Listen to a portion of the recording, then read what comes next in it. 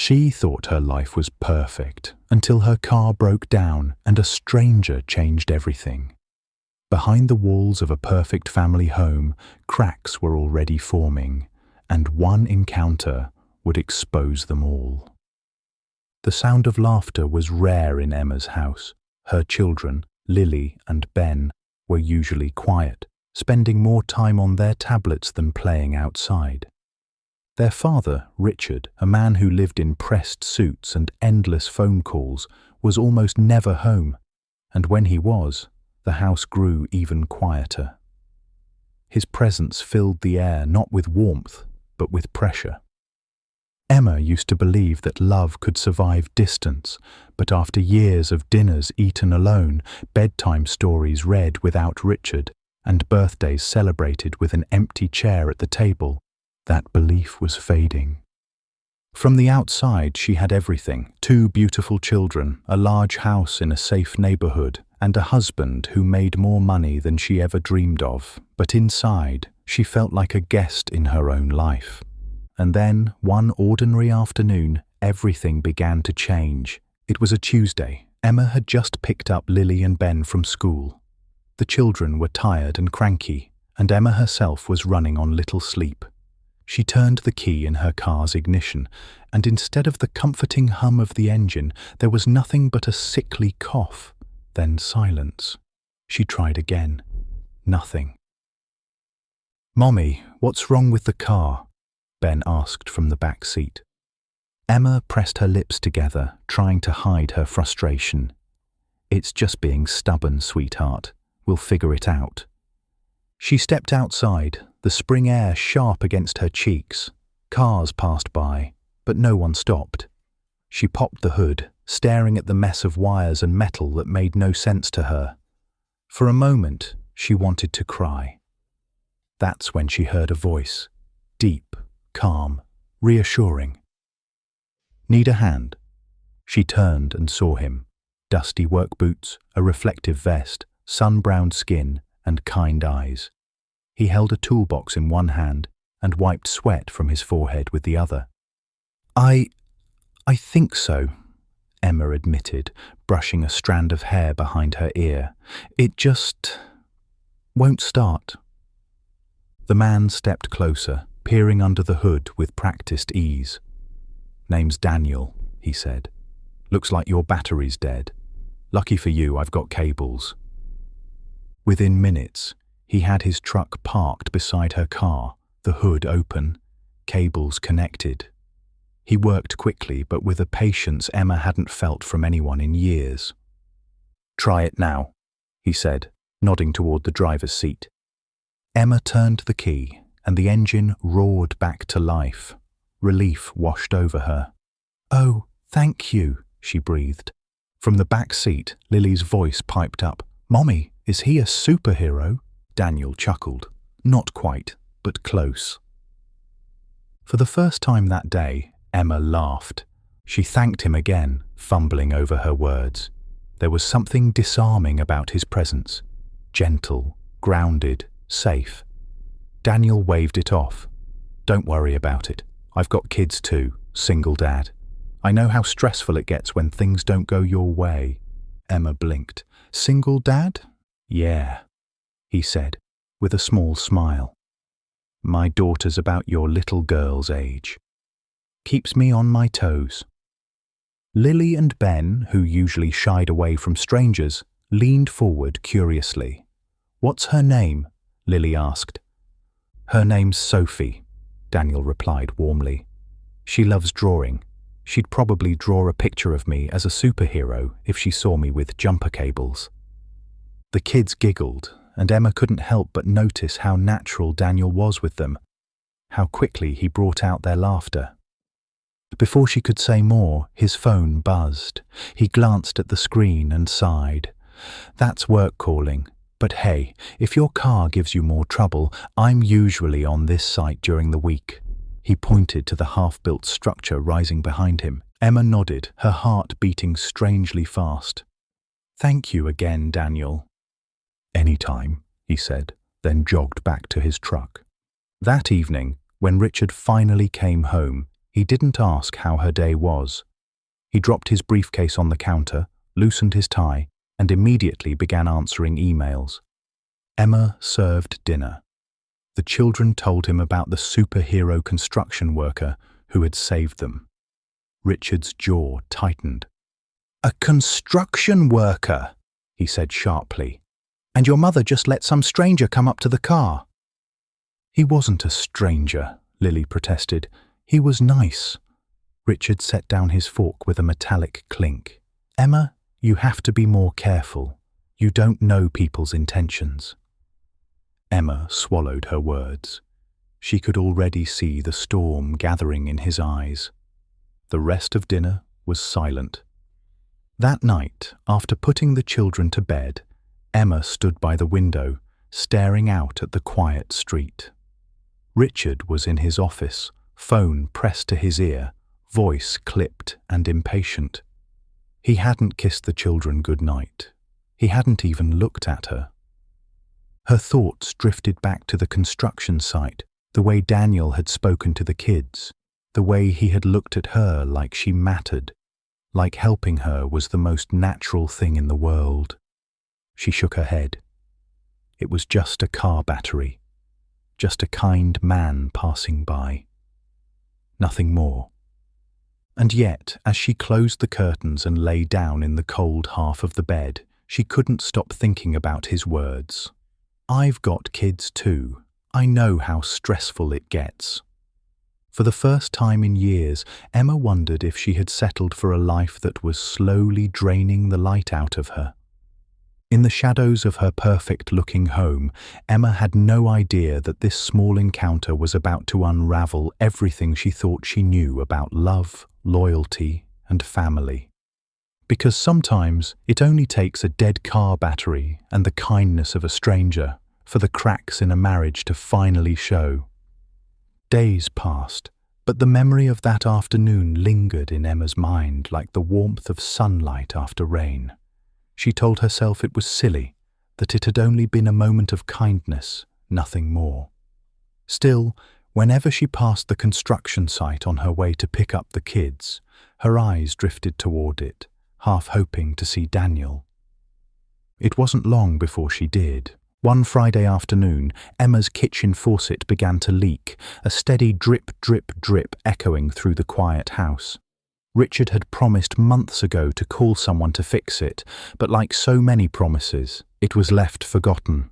Emma stood at the sink, hands on the counter, water pooling beneath her fingertips. She could have called a plumber. Instead, she remembered Daniel's easy smile, his calm confidence. The next day, while driving past the site, she gathered her courage and stopped. Lily and Ben perked up immediately. "Are we going to see the superhero again?" Ben asked, eyes wide. Daniel was there, hauling a beam with another worker. He noticed Emma almost instantly, setting the load down and walking over, wiping dust from his hands. "Hey," he said, his voice warm with recognition. "Car holding up okay?" Emma smiled, suddenly aware of how nervous she felt. "Yes, thanks to you, but actually, I have a leaky faucet at home, and I thought maybe, if you know how to handle that sort of thing." Daniel grinned. "I do. Been fixing things since I was younger than your boy. I can stop by after work if you'd like." Emma hesitated only a moment before nodding. "That would be really kind of you." That evening, true to his word, Daniel arrived. He crouched beneath the sink with his toolbox, while Lily and Ben hovered nearby, peppering him with questions. He answered each one with patience, turning what could have been a chore into a game. "Hand me that wrench, partner," he said to Ben, who proudly passed it over. When Daniel finally tightened the last pipe and the dripping stopped, the children clapped as though he'd performed magic. Emma laughed, the sound surprising her with how natural it felt. "You didn't have to do this," she said softly, once the kids had run off to play. Daniel leaned back, wiping his hands. "It was nothing. Honestly, it's nice, helping someone who appreciates it." His eyes lingered on hers, steady but not intrusive, carrying a quiet sincerity. Before Emma could respond, the front door opened. Richard walked in, his voice sharp even before he crossed the threshold. "Emma, why is there a stranger in our house?" The warmth in the room dropped instantly. Daniel stood, calm but alert. "Just fixing a leak. I'll get out of your way." But Richard's gaze had already hardened, cutting to Emma like a blade. "You couldn't wait for me to hire a professional. You had to invite him?" Emma's cheeks flushed. "The faucet's been broken for months, Richard. The kids don't need some construction worker playing handyman in their home," Richard snapped, his words icy and dismissive. Lily and Ben, drawn by the raised voices, peeked from the hallway. Their small faces were tense, worried. Daniel noticed them instantly and kept his voice calm. "It's okay. I was just leaving." He gave Emma the faintest nod, then smiled reassuringly at the children. "See you around, superheroes." The moment the door closed behind him, silence pressed down on the room. Richard turned back to Emma, his jaw tight. "Don't ever let him back in this house." Emma wanted to argue, to remind him that he hadn't even touched the faucet, that Daniel had been nothing but respectful. But the children's wide, fearful eyes stopped her. She swallowed the words, setting them down beside all the others she'd buried over the years. Later that night, after the children were asleep, Richard worked in his office, the glow of his laptop reflecting on his face, cold and distant. Emma lay awake, staring at the ceiling. The sound of Daniel's laugh, the sight of Lily and Ben beaming at him, it all replayed in her mind.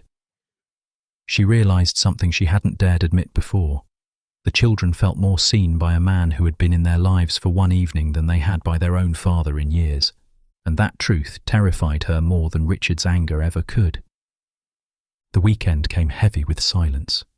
Richard barely spoke to Emma, though his disapproval clung to the air like smoke. The children, sensing the tension, tiptoed around the house, their laughter quieted into whispers. Emma tried to shake it off, focusing on chores, schoolwork, anything that might restore a sense of normalcy.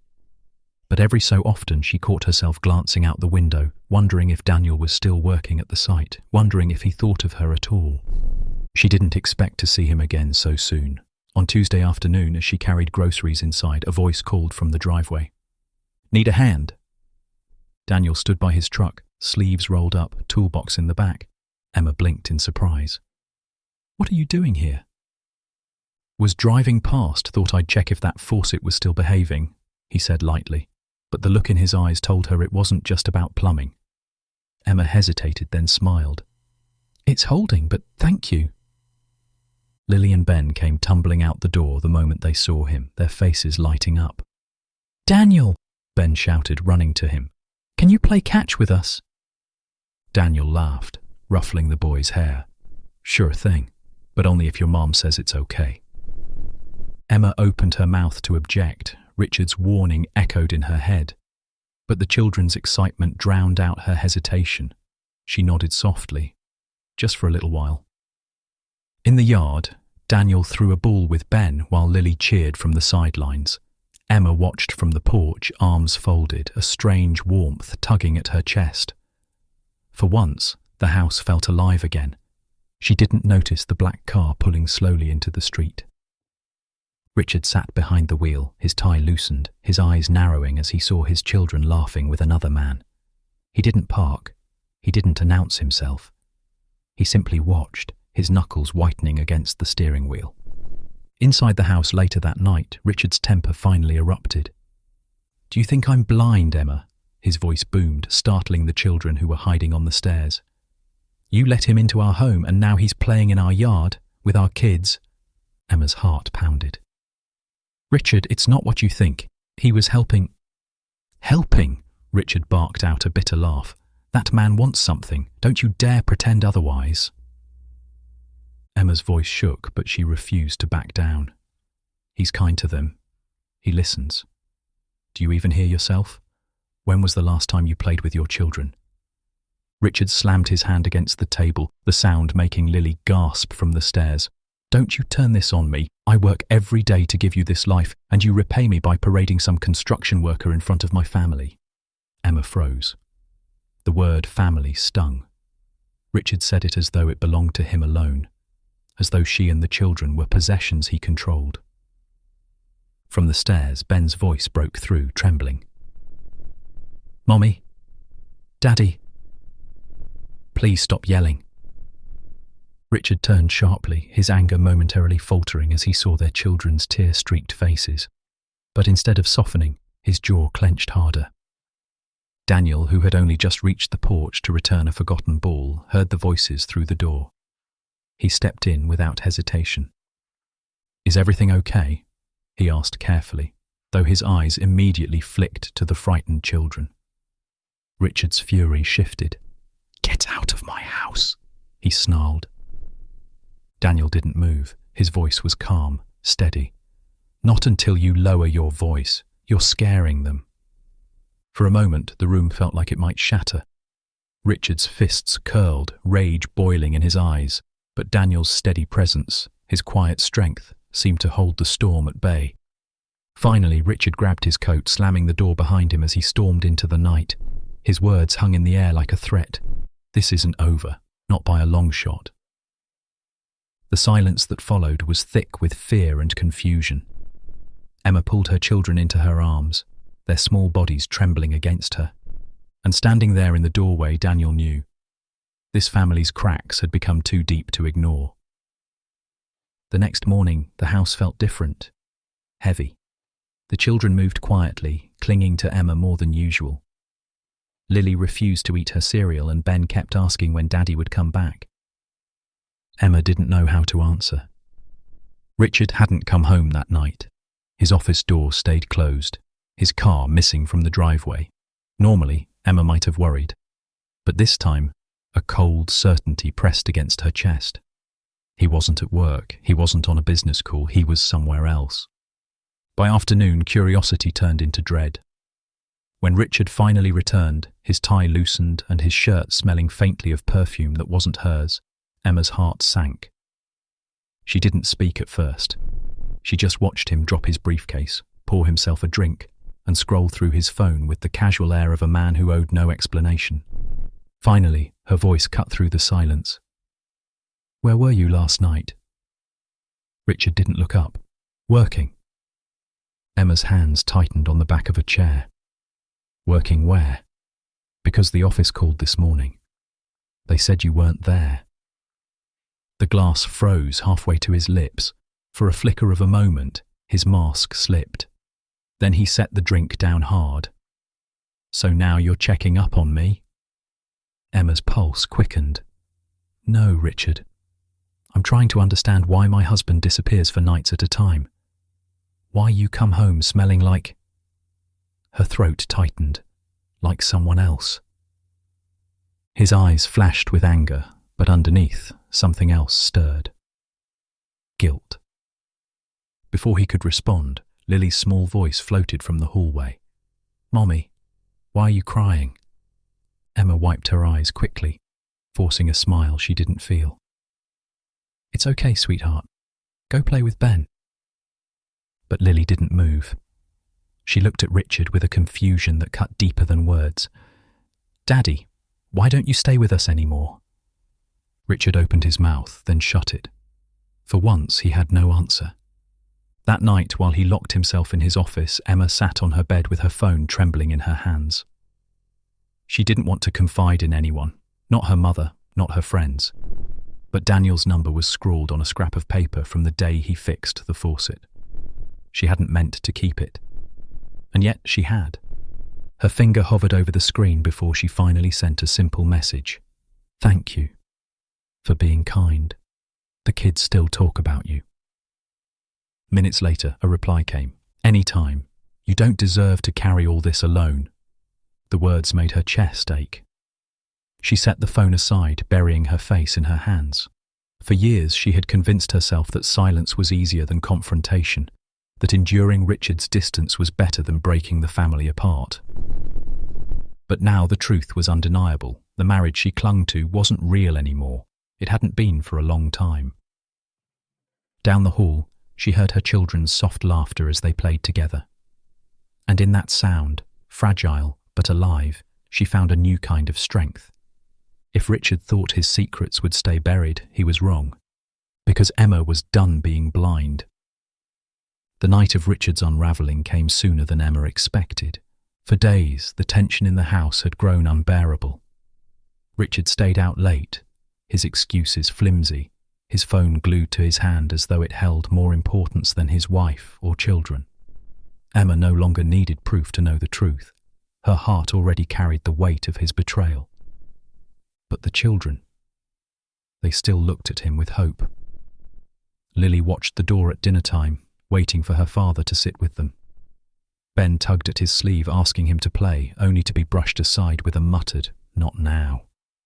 Each rejection deepened the cracks in their small hearts, and Emma could no longer stand by. On a Thursday evening, she found the courage she had buried for years. She waited until Richard returned, his tie undone, his cologne mixing with a perfume that was not hers. The children were in their rooms, the soft hum of a cartoon drifting through the hall. Emma stood in the kitchen, hands braced on the counter, the weight of her decision pressing down like gravity. "Richard," she said, her voice steady though her chest trembled. He barely looked up. "What is it now?" Her throat tightened, but she forced the words out. "I know. About the lies. About the nights you don't spend here. About her." For a moment, silence filled the room. Then Richard gave a dry laugh, cold and dismissive. "So you've finally figured it out. Congratulations." The cruelty of it stole her breath. Not an apology, not even denial, just arrogance. She lifted her chin. "The children deserve better. I deserve better." His eyes snapped to hers, sharp and furious. "Better? Better than me? Do you have any idea what I've given you? This house, this life. You'd still be nothing without me." Her voice broke, but she didn't look away. "I would rather have nothing and be free than have all of this and feel like a prisoner." His face darkened. "So this is about him, isn't it?" Emma's stomach twisted. "This is about you, Richard. About the years you've ignored your family, the years you chose everything else over us." From the hallway came a sound, a stifled sob.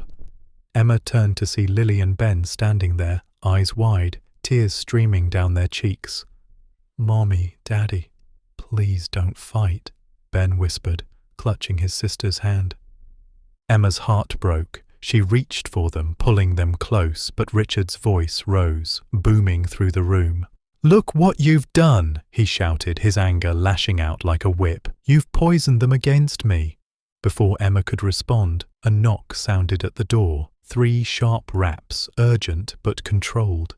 Richard's head whipped around, his fury shifting. Daniel stood in the doorway, his reflective vest gone, dressed simply, but with the same calm steadiness in his eyes. He looked first at Emma, then at the children trembling in her arms. "I heard the yelling," he said softly.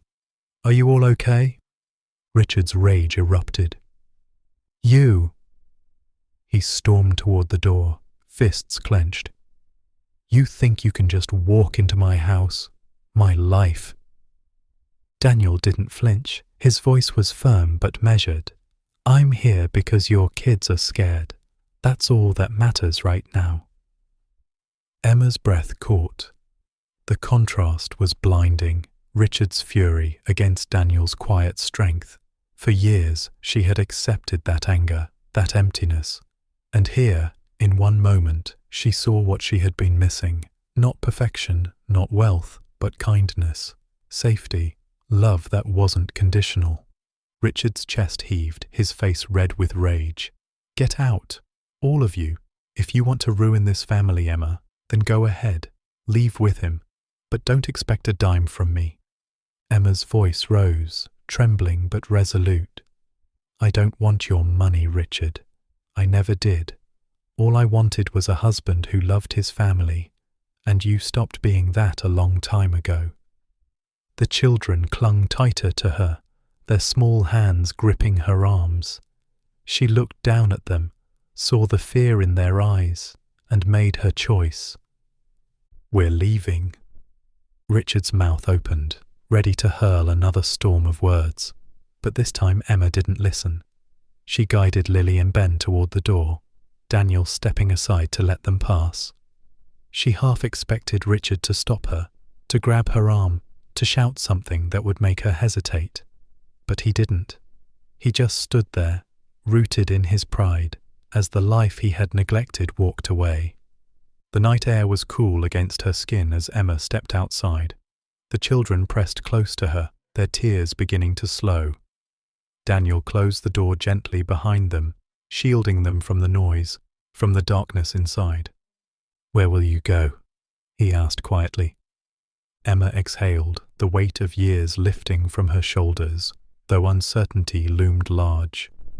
"I don't know, but anywhere is better than in that house." Daniel nodded, his gaze steady. "You don't have to figure it all out tonight. One step at a time. You've already taken the hardest one." Emma's throat tightened with gratitude. For the first time in years, she didn't feel alone. The weeks that followed were not easy. The children struggled with the change, asking for their father, their small hearts trying to make sense of the fracture. Emma comforted them, reminding them gently that love wasn't supposed to hurt, that sometimes leaving was the only way to heal. Richard called, angry at first, then desperate, promising things Emma had long stopped believing. But every time she heard his voice, the image of Lily's frightened face and Ben's trembling hands came back to her, and she knew going back would only break them more. Daniel never tried to replace Richard. He didn't need to. Instead, he became a steady presence, someone the children could trust.